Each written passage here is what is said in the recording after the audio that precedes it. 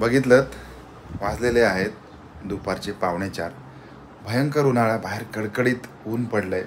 मध्ये 2-4 दिवस ढग येत होते वगैरे वगैरे, पण आता बऱ्यापैकी परत पुन्हा एकदा उन्हाळा सुरू झाला आहे, कडकडीत उन्हाळा सुरू झाला आहे.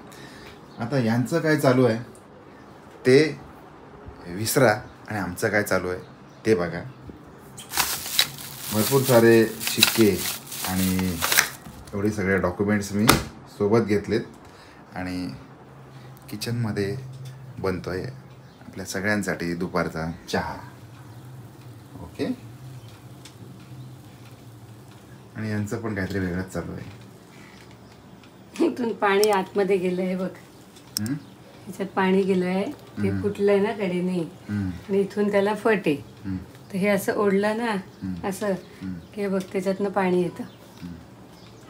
ओके. साधारणपणे 5-1 वर्ष किंवा त्याच्यापेक्षा काय माऊ 2-2.5-3 वर्षाची असताना म्हणजे 7-8 वर्ष झाली. 7-8 वर्ष झाली हा कप वापरतोय आणि तो बिचारा आता अक्षरशः रडायला लागला की आता बंद करा बंद करा. आता मी कंटाळलो तुम्हाला, तरी पण आता याला सोडत नाही म्हटल्यावर काय. मी नाही कंटाळलो मला. तुम्ही कंटाळत नाही ना, पण तो कंटाळला आपल्याला बिचारा. नाही तो कंटाळला नाही, फक्त ते इथून फुटल्यामुळे आत पाणी जाते. Yes exactly. आणि मग त्याला इथे फट पडली बघ, इथे अशी चीर पडली. ते असं धरून त्याला असं ओढलं ना जोरात की बघ त्याच्यातनं पाणी येतं. बरोबर. आयुष्य पण जबरदस्त. म्हणजे एखाद्या वस्तूचा वापर किती करावा, किती काथ्याकूट करावा, त्याला किती पिळून घ्यावं ना, हे जे गृहिणी असतात त्यांच्याकडून एकदम शिकण्यासारखी गोष्ट असते. आता उठून घ्या आपला चहा. जबरदस्त. साय हवे, साय थोडीशी झालेली. आणि अनेक लोकांना आहे ना, काय काय लोकांना चहामध्ये साय आवडते, काय काय लोकांना अजिबात आवडत नाही. त्याच्यामधली आमची ईश्वरी. त्याच्यावर जरा जरी साईचा तवंग दिसला तरी मॅडमचं डोकं एकदम सटकून जातं. पण कधी कधी असं हरकत नाही फॅटवालं खायला, आहे का नाही. दाखव. रेडी आहे. ओके. गाळणं कुठे?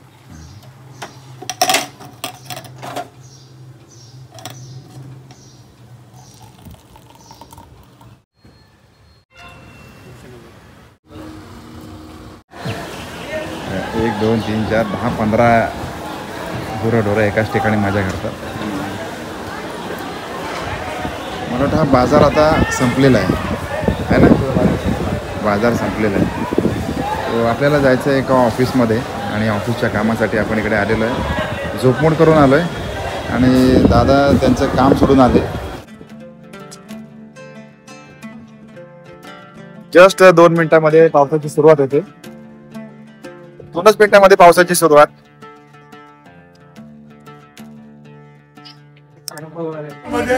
आम्ही एकच आहे इथे. आणि हा वाळा आहे ना. एक मिनिट खाली किती घ्यायचे? 2 या 2 द्या. सावकाश गडबड मागे देतील.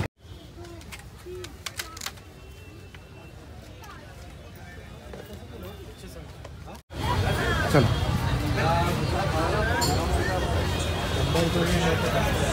इतके घेतले बस. मँगो आणि हां तिकडे नाही.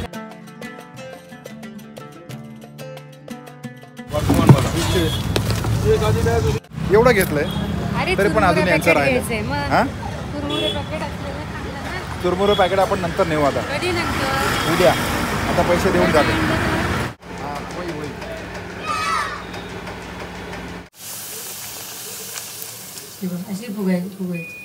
खूपच गरम होत आहे ना. हो ना. कधी कळलं तुम्हाला किचन मध्ये गरम होत आहे? आजच कळलं असेल ना.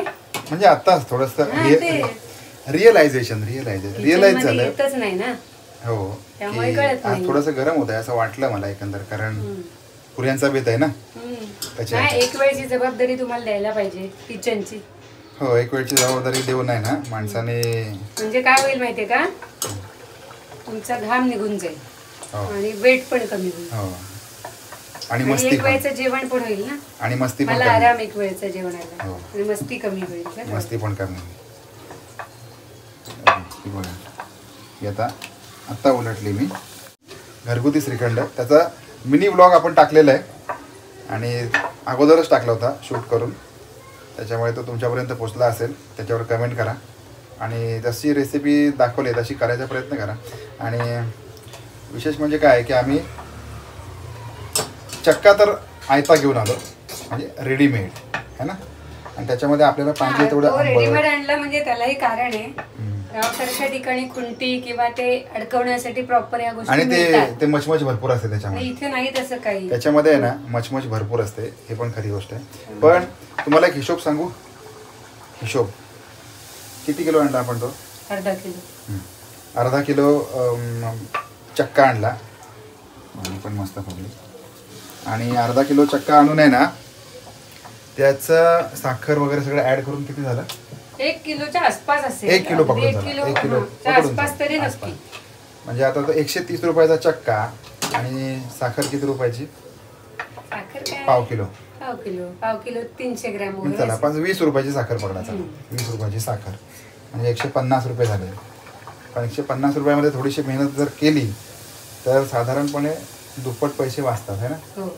आणि होममेड आणि त्यातली चव वगैरे आहे ना ती क्वालिटी झकासच. आणि आपल्याला हवे तशा चवीचं, म्हणजे आंबट गोड. आता ते बाहेरचं आणतो ते गोड असतं, गोड, खूपच गोड असतं. त्याच्यात साखर टाकून त्याचं वजन वाढवलं. प्रिझर्वेटिव्ह सारखं ना, आणि टिकण्यासाठी. ते काय रोज रोज नाही ना.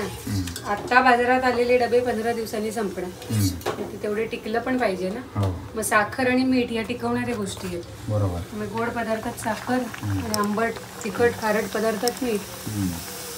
त्याच्यामुळे ते टिकतं पण जास्त. आणि साखरेने ते वजन वाढवतात, म्हणजे साखर टाकून है ना. म्हणजे साधारण ते 200 ग्रॅम चक्क्याचं श्रीखंड अर्धा किलो करतात. म्हणजे प्रॉफिट कमवण्यासाठी प्रॉफिट स्ट्रॅटेजी आहेत. आता घरगुती याच्यासाठी सगळी अख्खं जग आहे ना, एकतर ऑनलाईन झालंय, एकतर प्रत्येकाला आता हे आपण तर घरगुती श्रीखंड एकदम पांढरं नको काढू. हो, एकतर आपण घरगुती श्रीखंड वगैरे करायच्या गोष्टी करतो. इथे लोक आहे ना खरं म्हटलं तर दुपारचं जेवण, रात्रीचं जेवण सुद्धा घरात करत नाही, बाहेरून मागवलं जातं, पार्सल मागवलं जातं आणि तेच खाल्लं जातं. काय या जमान्यामध्ये गोष्टी करणार आपण घरी बनवायचं आणि घरी खायचं आहे की नाही. पण आवडतं मला. हां, घरी महिलांनी या गोष्टी जर का केल्या तरच होऊ शकतात. त्याच्यामध्ये वेळ द्यावा लागतो, त्याच्यामध्ये खटपट असते, कष्ट असतात आणि 10 मिनिटामध्ये तर आपण गट्टम पण करून टाकतो. त्याच्यापेक्षा मग काय बाजारात जायचं, 10 मिनिटात आपलं घेऊन यायचं, करायचं आणि खायचं, असं काम होऊ शकतं.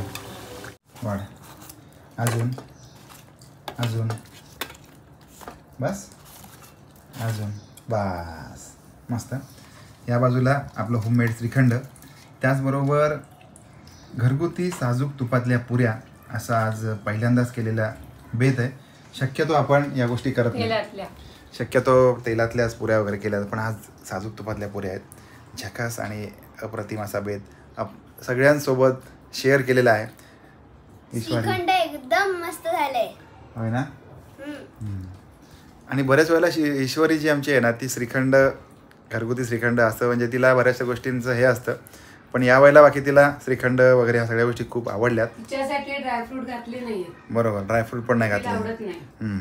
तर आता हा सगळा जो आपला बेत आहे झकास, तो आपण संपवूया आणि मस्त एक झोप काढूया. हां, झोप काढूया आणि साजरा करूया. आपण भेटणार आहोत अशाच एखाद्या फॅमिली डिस्कशनमध्ये आणि प्रयत्न करतो काहीतरी कॉमेडी वगैरे आणायचा, पण खरं सांगू का येतच नाही. त्यातून सुद्धा आपण प्रयत्न करणार आहोत एक कॉमेडी एंटरटेनमेंट, कारण प्रत्येक माणसाच्या मनामध्ये एक मूल असतं लपलेलं, एक कॉमेडियन असतो, ॲक्टर असतो, सगळ्या गोष्टी असतात एखाद्या व्यक्तीच्या आतमध्ये, फक्त त्या बाहेर यायला कोणीतरी आणणारा असावा लागतो. ते यावेळेला हळूहळू सगळ्या गोष्टी करूया. चलो फिर bye. Thank you very much for watching up to the end. चलो फिर ईश्वरी, व्हेरी गुड. चलो.